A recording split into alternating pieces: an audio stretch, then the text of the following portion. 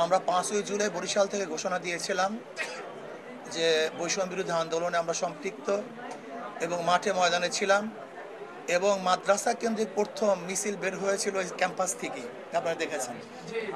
অর্থাৎ মাদ্রাসার ছেলেরা বৈষম্য বিরোধী আন্দোলনে প্রথম সম্পৃক্ত হয়েছে চরমনাই মাদ্রাসা এবং বাংলাদেশের প্রত্যেকটা মাদ্রাসা আমরা উদ্বুদ্ধ করেছিলাম, ওলামায়ে কেরাম ছিল এবং বৈষম্য বিরোধী আন্দোলনে আমরা সামনের কাতারেই আন্দোলন করেছিলাম। যেহেতু আমাদের সহযোদ্ধা, আমরা একই সাথে আন্দোলন করেছি, একই সাথে দেশকে পরিবর্তন করার চেষ্টা করেছি। আল্লাহ পাকের শুকর, সেই যোদ্ধারা এখানে আসছেন। আমরা এক তো ঐতিহাসিকভাবে আমরা সম্পৃক্ত আছি আন্দোলনের সাথে, সংগ্রামের সাথে, এবং আমরা চাই আমাদের বক্তব্য, এনসিবির বক্তব্য এবং আমাদের বক্তব্য অনেকটাই কাছাকাছি। আমরাও দেশ গড়তে চাই, আমরা বৈষম্য দূর করতে চাই, জুলুম অত্যাচার অবিচার দেশ থেকে চিরতরে উৎখাত করতে চাই। আজকে আমাদের নাহিদ সাহেব যে বক্তব্য দিয়েছেন, চাঁদামুক্ত একটা দেশ গড়তে চাই। আমরা আলহামদুলিল্লাহ চাঁদামুক্ত একটা দেশ গড়তে চাই।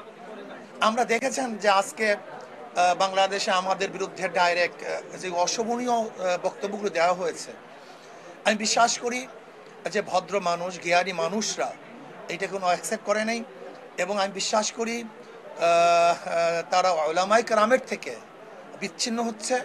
আর বাংলাদেশের কোনো রাজনীতিবিদ এবং রাজনৈতিক দল যদি উলামায়ে কেরাম থেকে বিচ্ছিন্ন হয়, কমপক্ষে 92% মুসলমানদের দেশে সে কোনো অবস্থায় রাজনীতি করতে পারবে না, বিশ্বাস করি। কাজে আমি আজকে আমাদের বৈষম্য বিরোধী আন্দোলনের থেকে শুরু করে এনসিপি যারা গঠন করেছেন, আমি সবাইকে ধন্যবাদ জ্ঞাপন করছি এবং আশা করি ইনশাআল্লাহ ভবিষ্যতেও আমরা সহযোদ্ধা হিসাবে দেশকে গড়ব এবং দেশে নেতৃত্ব দেবো ইনশাআল্লাহ। দেশ গড়ার জন্য যা কিছু প্রয়োজন সব আমরা একত্রিত করবো ইনশাআল্লাহ। দেশ গড়ার জন্য যাহা কিছু প্রয়োজন, সে নির্বাচন হোক, আন্দোলন হোক, সংগ্রাম হোক, বিপ্লব হোক, বক্তব্য হোক, একই মঞ্চে হোক,